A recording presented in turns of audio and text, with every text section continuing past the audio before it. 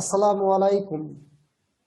সুপ্রিয় শিক্ষার্থী বন্ধুরা, তোমাদের সকলকে ফুলেল শুভেচ্ছা জানিয়ে আজকের অনলাইন ক্লাসে তোমাদেরকে জানাচ্ছি শুভেচ্ছা ও স্বাগতম। আশা করছি তোমরা সকলেই ভালো আছো। আর তোমাদের সাথে যথারীতি রয়েছি আমি মোহাম্মদ মোহাম্মদ হোসেন, প্রভাষক, হিসাব বিজ্ঞান বিভাগ, সরকারি হোসেন শহীদ সোহরাওয়ার্দী কলেজ, মাগুরা।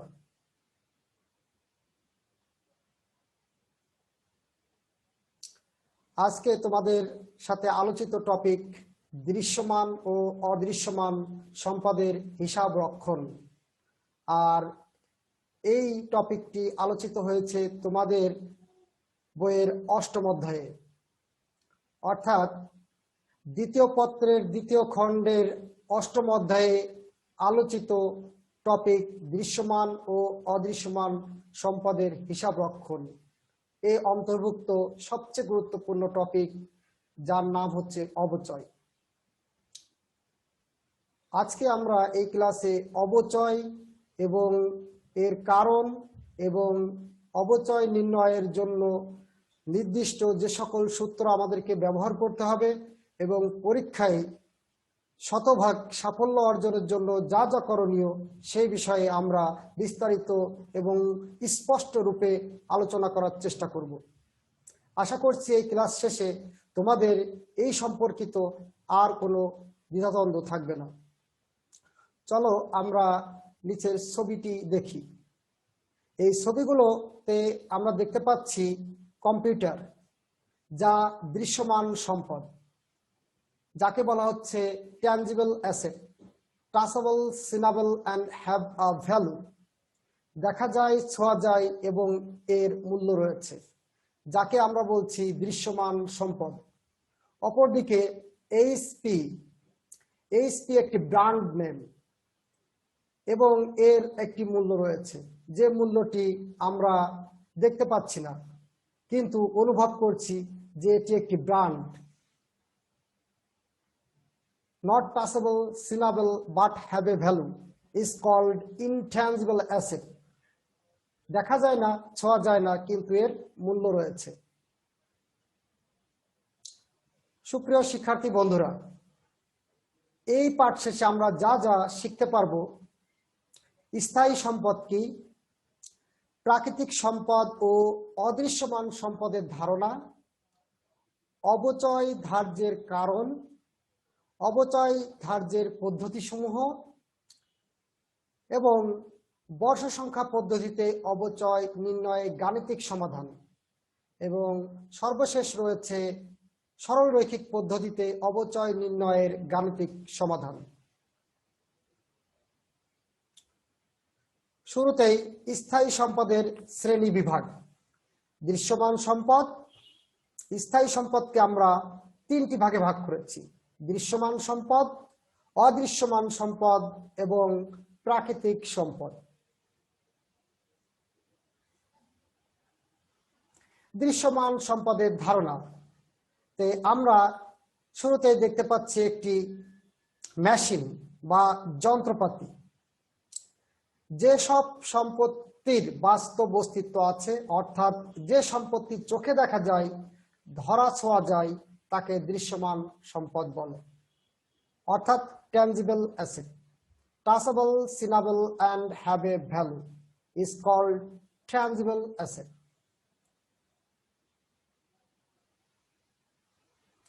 উদাহরণ হিসেবে আমরা বলতে পারি গাড়ি একটি দৃশ্যমান সম্পদ,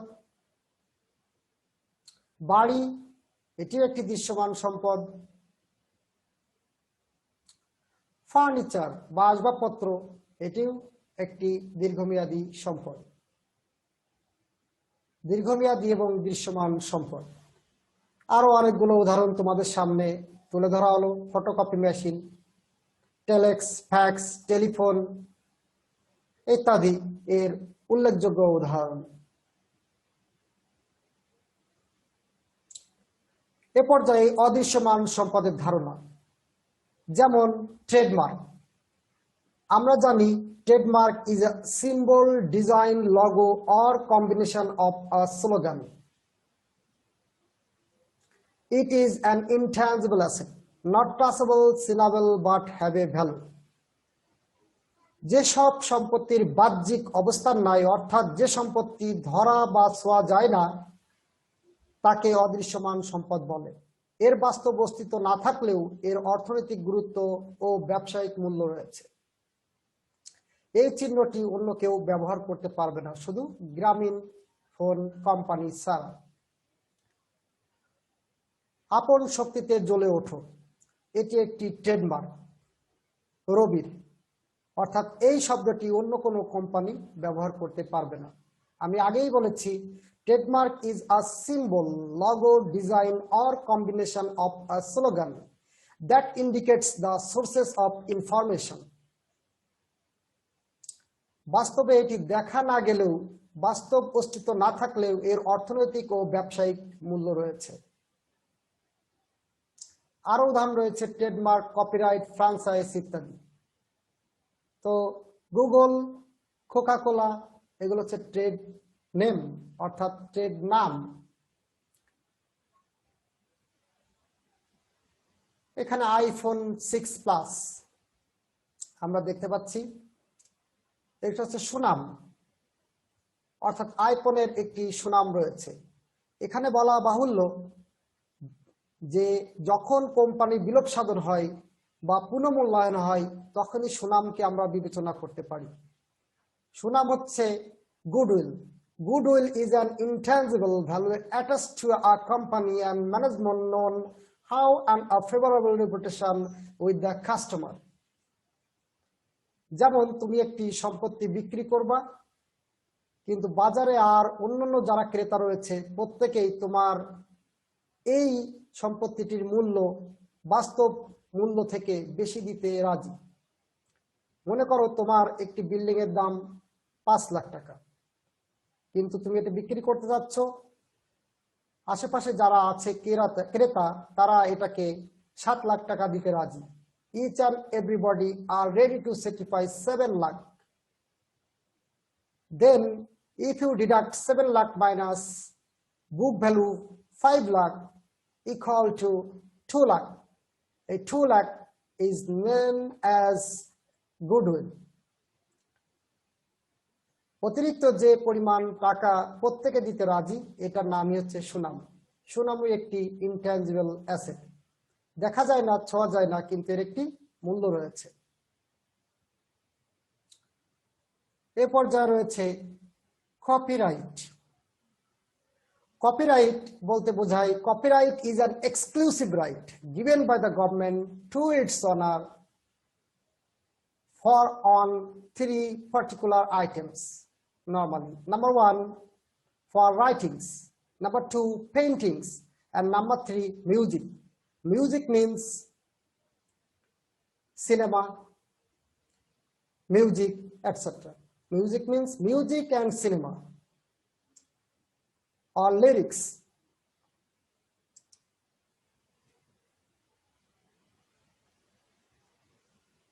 প্রাকৃতিক সম্পদের ধারণা, যেমন তেল ক্ষেত্র। এখানে বলা হচ্ছে যে সব সম্পত্তি বা সম্পদ সরাসরি প্রকৃতি প্রদত্ত বা রূপান্তর না করেই ব্যবহার করা যায় তাকে প্রাকৃতিক সম্পদ বলে। আর প্রাকৃতিক সম্পদের যে ক্ষয় সেটাকে বলা হয় হচ্ছে অবলপন। ক্ষয়িষ্ণু সম্পত্তির অবচয়, তাকে বলা হয় ক্ষয়িষ্ণু সম্পত্তির অবচয়। এর উপরে যে হ্রাসটা আমরা ধরি তাকে বাংলায় বলি ক্ষয়িষ্ণু সম্পত্তির অবচয়। আর ইংরেজিতে একে বলে ডিপ্লেশন, অর্থাৎ from the total unit which portion will be extracted, this extracted portion will be treated as depletion. ধরি এই তেলে 5 লাখ, এই খনিতে 5 কোটি ব্যারেল তেল রয়েছে। এখান থেকে যদি আমি 5 লাখ ব্যারেল তেল উত্তোলন করি, তাহলে ওই 5 কোটি ব্যারেল তেলের উপর 5 লাখ ব্যারেল হবে ডিপ্লেশন বা ক্ষয়িষ্ণু সম্পত্তির অবচয়। যে পরিমাণ ইউনিট আমরা উত্তোলন করব ওই পরিমাণ ইউনিটকে বলা হবে ক্ষয়িষ্ণু সম্পত্তির অবচয়। অর্থাৎ প্রাকৃতিক সম্পদের উপরে আমরা যে হ্রাস ধরবো তাকেই বলা হচ্ছে ক্ষয়িষ্ণু সম্পত্তির অবচয়। উদাহরণ হিসেবে আমরা আরো বলতে পারি গ্যাস ফিল্ড, বনজ সম্পদ, কয়লা খনি,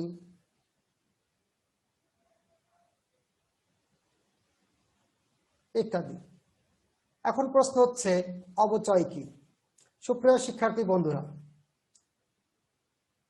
একটি প্রজেক্টর মেশিন যার মোট ব্যয় 40,000 টাকা, আমরা এই মোট ব্যয়টাকে এর অনুমিত আয়ুষ্কাল 4 বছর ধরে ভাগ দিয়েছি 40,000 টাকাকে, তাহলে 10,000, 10,000, 10,000, 10,000, 4 বছরে এর টোটাল জীবনকাল অবসান হবে 4 বছর শেষে, এবং প্রতি বছরে আমরা এর খরচ কমাবো এবং সেটি 10,000 টাকা করে, তাহলে প্রতি বছরের অবচয় হবে 10,000 টাকা।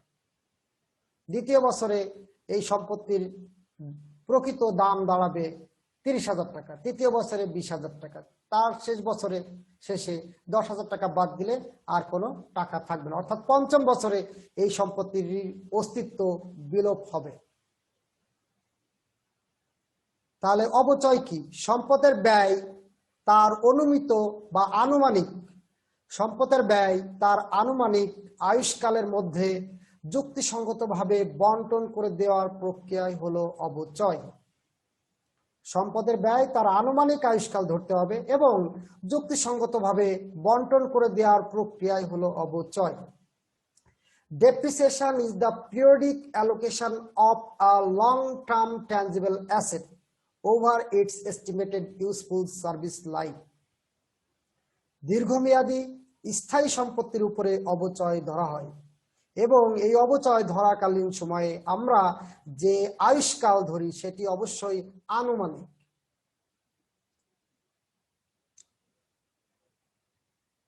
অবচয় ধার্যের কিছু কারণ রয়েছে, তার মধ্যে অন্যতম কারণ হচ্ছে প্রতিষ্ঠানের সঠিক লাভ ক্ষতি নির্ণয় করা, সম্পদের ব্যয় তার আয়ুষ্কালের মধ্যে বন্টন করা, ব্যবহারজনিত ক্ষয় যাকে ইংরেজিতে বলে ওয়ার অ্যান্ড টিয়ার্স, সময়ের আবর্তন, due to pass of time the existing assets value will be decrease, একে বলা হচ্ছে সময় আবর্তন।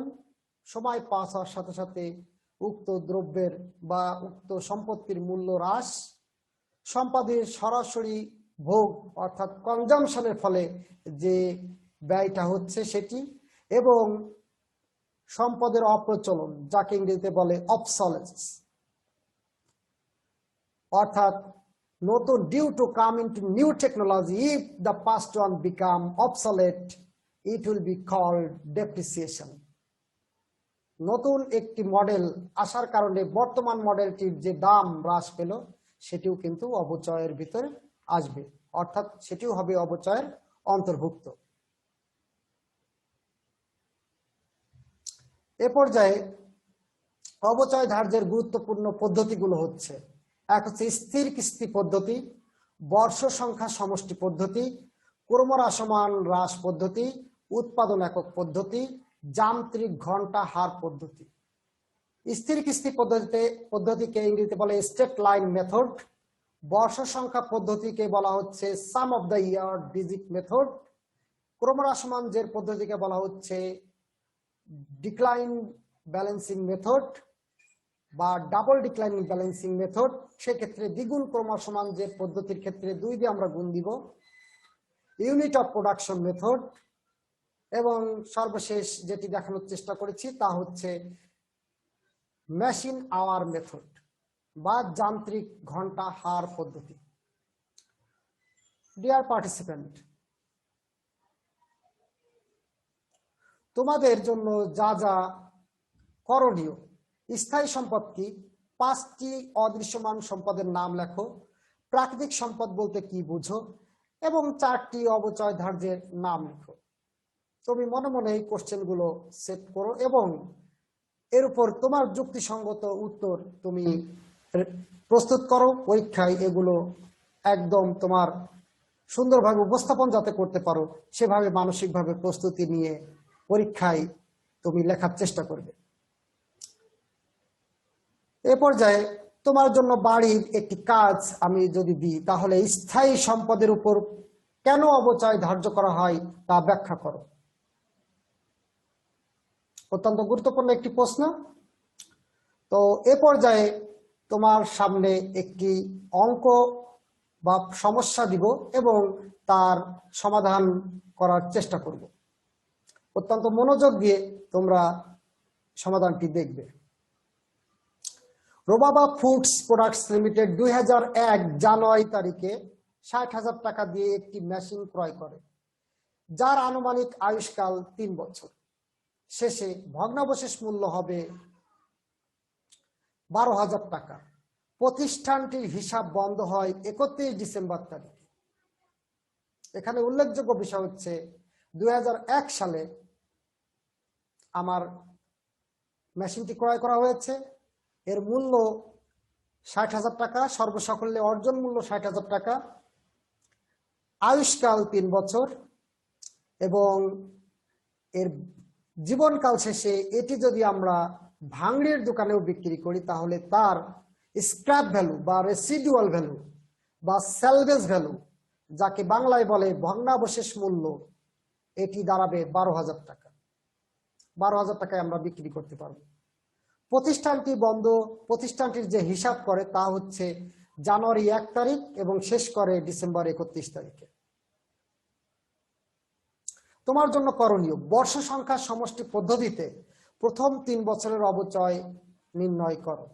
অর্থাৎ sum of the year digit method পদ্ধতি ব্যবহার করে তোমাকে এই অঙ্কটি করার জন্য বলা হচ্ছে। তো চলো আমরা অঙ্কটি সূত্র দেখি এবং অঙ্কটি করার চেষ্টা করি।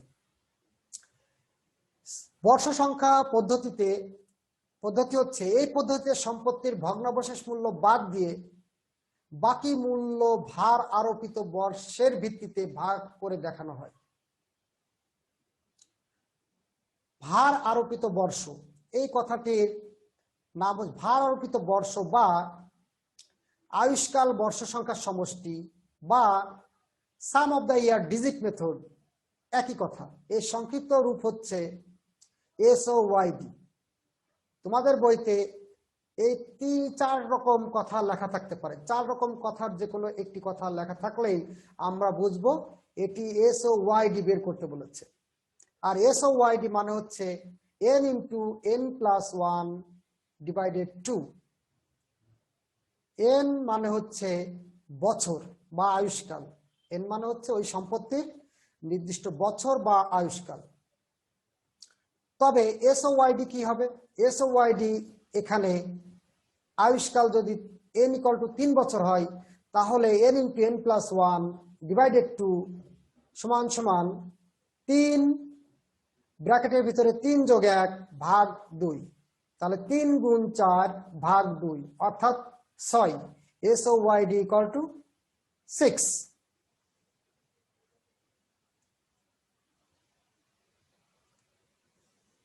SOYD পদ্ধতিতে যে সূত্র সেটি হচ্ছে বছর প্রতি অবচয় সমান সমান বছর শেষে আর কত বছর বাকি আছে ভাগ SOYD গুণ সম্পত্তির অর্জন মূল্য বিয়োগ ভগ্নাবশেষ মূল্য। Depreciation per year equal to the year remaining at the beginning of the year, the years remaining at the beginning of the year, divided SOYD, sum of the year digit, into or multiply assets acquisition cost less residual value or salvage value or scrap value. Okay, that means depreciation per year equal to the year remaining at the beginning of the year divided SOYD multiply by assets acquisition cost minus salvage value.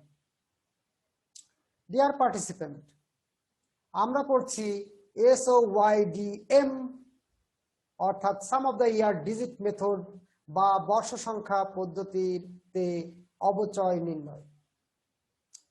আমাদের প্রশ্ন ছিল 3 বছরের অবচয়, প্রথম 3 বছরের অবচয় নির্ণয় করতে। বছর প্রতি অবচয়ের সূত্রটি তোমাদের সামনে আবার রাখলাম, যাতে আমরা সুন্দরভাবে বুঝতে পারি যে 3 বছরে কি হবে। প্রথম বছর 2001 সনের অবচয় সমান সমান, আগেই বলেছি বছর শেষে আর কত বছর বাকি আছে। প্রথমে যখন আমরা অঙ্ক করব তখন পুরো বছরটি ধরার ছিল। প্রথম 2001 সালে যখন আমরা অঙ্ক করব তখন আমাদের পুরো বছরটি কি রয়েছে, ধরা রয়েছে। The years remaining at the beginning of the ইয়ার, বছরের শুরুতে পুরো বছরই তো ধরা রয়েছে 2001 সালে, তাই না? 2001 সালে আমরা অঙ্কটি মেশিনটি ক্রয় করেছি, আর বছরের শুরুতে পুরো বছরটি আমাদের ধরা রয়েছে, তাহলে 3 বছর। আর SOYD আমরা ক্যালকুলেট করে বের করেছি 6, মানে 6। এর সাথে আমাদের গুণ করতে হবে, সম্পত্তির অর্জন মূল্য দেওয়া আছে 60,000 এবং ভগ্নাবশেষ মূল্য দেওয়া আছে 12,000, তাহলে সমান সমান আমাদের উত্তর আসবে 24,000। প্রথম বছরে আমাদের অবচয়ের পরিমাণ 24,000। In 2001, the depreciation according to sum of the year digit method equal to 3 divided 6 into 60,000 minus 12,000 equal to 24,000. Okay. 2000 এখানে হবে 2002 সাল, 2002, 2001 এখানে হবে 2002। 2002 সনের অবচয় সমান সমান বছর শেষে আর কত বছর বাকি আছে। 2002 সনে এখানে 2 হবে, 2 সনে 3 বছর থেকে যদি 1 বছর বাদ দিই তাহলে থাকবে আমার আর 2 বছর। 2 বছরে আমাদের শেষে 2 ভাগ SOY হচ্ছে 6 গুণ 60,000 মাইনাস 12,000 ইকুয়াল টু উত্তর কত হবে? উত্তর হবে 16,000। পরের প্রশ্ন, এখানে হবে 2003 সাল, এখানে হবে 1, এখানে 2, এখানে 3। 2003 সালের অবচয় সমান সমান আর 1 বছর বাকি আছে। At the end of 3rd year, remaining only 1 year. So 1 divided 6, 1 ভাগ 6 into 60,000 minus 12,000. How much amount the depreciation will be? Depreciation or অবচয় হবে আমাদের 8,000 টাকা।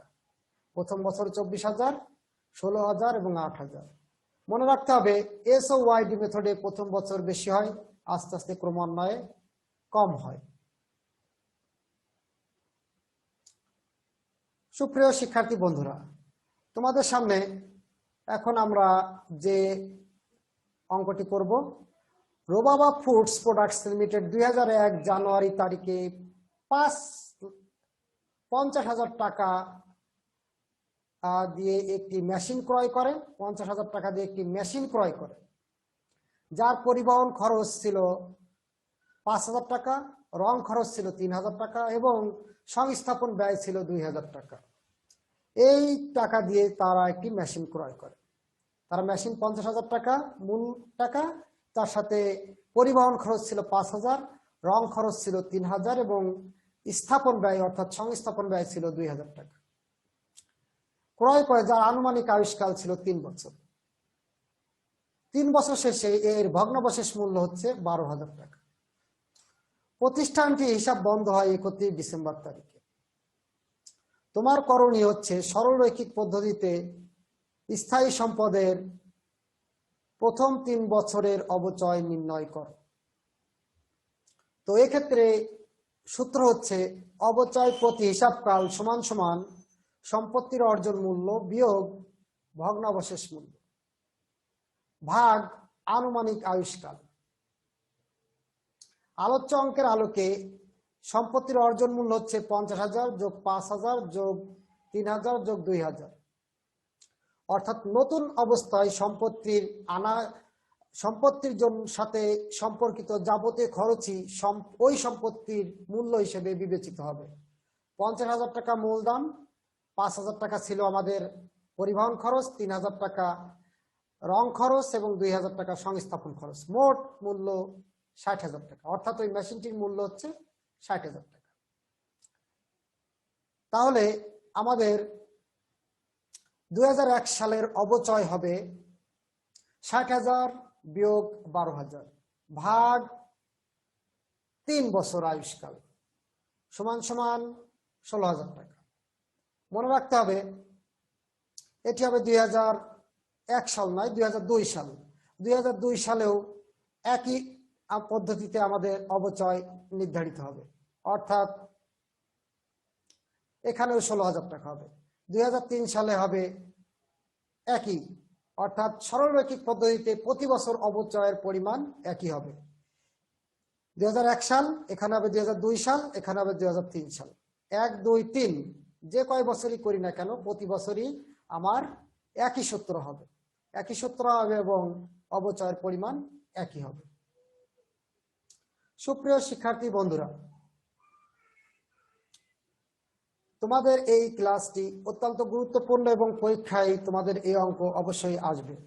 এজন্য আমি ধারাবাহিকভাবে এই ক্লাসটি পরবর্তী অংশ নেওয়ার চেষ্টা করব এবং আশা করছি আজকের ক্লাস তোমরা সকলেই বুঝতে সক্ষম হয়েছো। Thank you all for staying with me. Until then, Allah.